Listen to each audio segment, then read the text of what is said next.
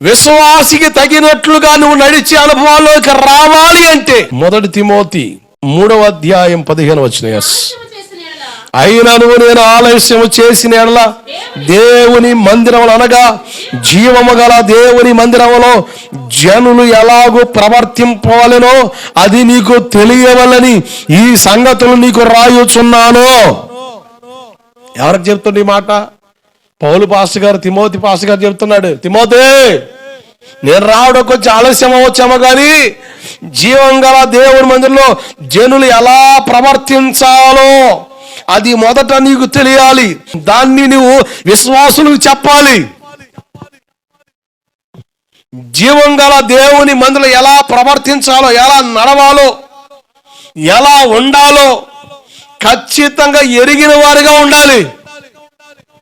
అంటే విశ్వాసికి తగినట్లుగా